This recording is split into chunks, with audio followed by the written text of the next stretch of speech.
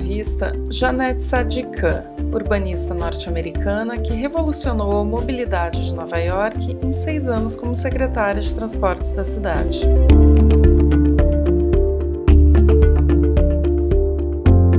Diversas cidades no mundo têm despertado para preocupação com pedestres e ciclistas, mas nem todas as mudanças dão certo. Quais são os principais problemas de planejamento e execução dos projetos?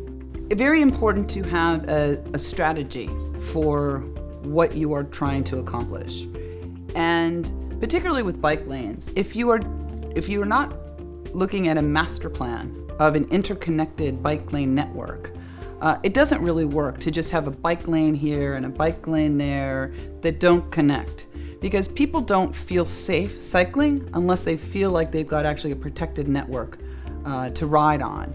And so the cities that are doing the best job, the world-class cities in cycling, are actually focusing on building these backbones, building these great connections to make it possible for people to get from point A to point B safely on bike. And so I think that that's a really important first step, is to actually have the game plan, to have that strategy for how you're going to create this network of mobility. The other piece is that with any kind of change, change is hard. And people don't like it when you say, I'm here from the government and I'm going to make your life better. You know, they tend to be a little skeptical about that, particularly when you're taking away parking spaces. You know, when you take away parking spaces, people feel like you're taking away their first child. And so very important to work very closely with the businesses and residents along different bike routes to get their buy-in. Qual é o papel dos moradores neste processo de transformação? It's critical. You are not going to get very far if you do not have the buy-in of communities.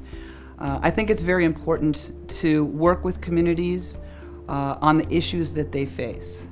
When I was at New York City DOT, we created this program called DOT Academy, which taught residents about how we made decisions. Because many times a community would write into the Department of Transportation and ask for a stop sign or a street light, any kind of intervention, and we would write back in the past and we'd say, I'm sorry, your request does not meet the manual on uniform traffic control devices, the MUTCD, so the answer is no. And everybody would always get this answer, no, no, no, no. And so what we did is we changed the process and we went out to the communities and we taught them how we made decisions, how decisions were made inside the department, and encouraged them to ask for more things. So you might not be able to ask, you may not qualify for a stop sign, but maybe some traffic calming, maybe some sidewalk extensions. Very important to listen to what the community wants. And so we changed our community involvement process so that we would go to the community and say, what is the problem you're trying to solve? And once you start to have that kind of a conversation, you have a very different conversation and very different outcome. Qual é a principal fonte de resistência às mudanças e como minimizar estes obstáculos? Change is hard. People changing the status quo is very hard. And you push the status quo, you push for change, and it pushes back very, very hard.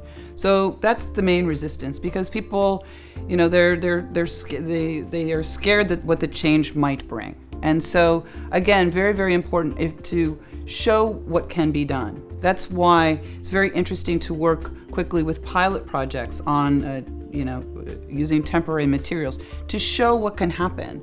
And if it doesn't work out, you put it back to the way that it was. No harm, no foul, just go back to the way that it was.